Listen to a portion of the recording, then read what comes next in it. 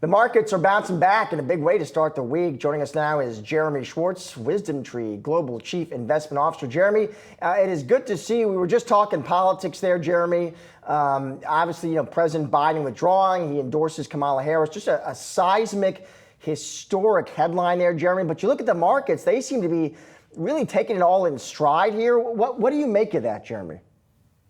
Well, it's the markets always don't like uncertainty. We got a little bit of, clarity of what the nominees are going to be like. Now, you'd say from a policy perspective, the market tends to want lower taxes. And the question is, taxes are going to be on the ballot at the end of next year. You got corporate tax rates that are going to go up. And so people are thinking about what does that mean? But the market also likes divided president and sort of House Senate races. And, some of the odds for Trump has been the leader for a while, but the odds of the Democrats taking the House have actually gone up with this change. And so, I think that's some of what's going on. But you come back to the overall health of the economy. We're in earnings season. Earnings have been very good. It's one of the reasons powering the market higher. And then there's the Fed, of course, as well, Jeremy, and when we're going to see rate cuts happen. So how are you weighing all of these different potential uncertainties when it comes to the election, when it comes to earnings, which, as you say, have been coming in pretty well, but we've got something like 131 of the S&P 500 companies reporting this week. You got the Fed. How are you weighting those various issues? Yeah, you've had this big rotation in July towards small caps, which we're saying, we're really watching the earnings of small caps. They have been the most looking for rate cuts. I think after the cool CPI, you really saw this huge rotation away from the big tech towards small caps, and they're also the ones who pay the highest taxes, so they're also looking forward to tax policy next year. But as you go through earnings season, we got to see beyond the Mag 70, you got to see this broader participation in the earnings environment. But for sure, they like the cooler inflation. They like the Fed pivoting in September for the first cut, and we got to see earnings continue to keep that movement going further.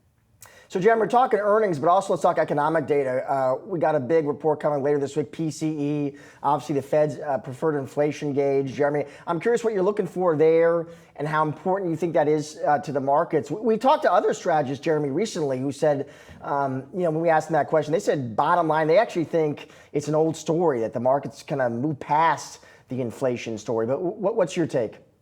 Well, yeah, after the latest CPI number, people have started really factor in that September is the first cut. And, so if there was a big surprise, the PCE tends to not have a lot of new information from the CPI and the PPI. So most of that number, the economists have gotten very good at forecasting PCE. So we think that's largely on track.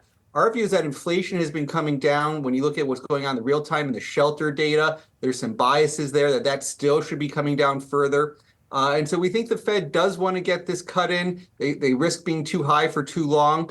And so, it would be a big surprise if they did not go in September.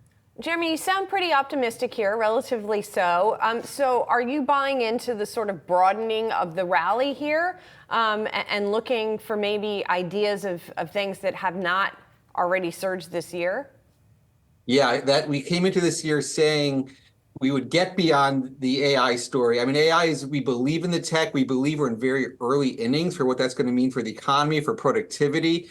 But you haven't seen it, really. I mean, the earnings in the small caps are down year over year, whereas large caps keep powering ahead. So we've got to see it show up in earnings for it to be a sustainable rally. But the valuations are quite attractive in things like the Russell 2000, our indexes, which focus on fundamentals like dividends, quality. You get 12 to 13 times earnings, a lot of these small cap stocks, but you got to see the earnings on an upswing versus being declining. That's the key issue that they've been facing.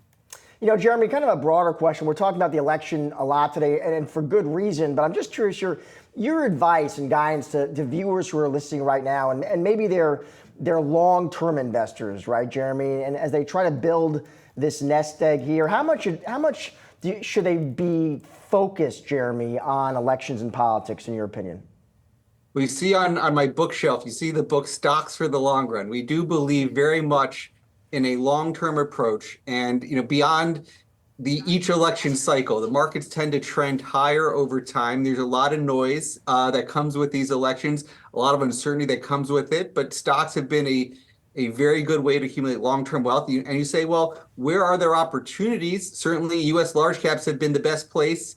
It's not the only place. Whether you look at small caps, you look internationally, we think there are markets outside the U.S. that will benefit. But the elections are going to generate a lot of headlines for the next 100+ days.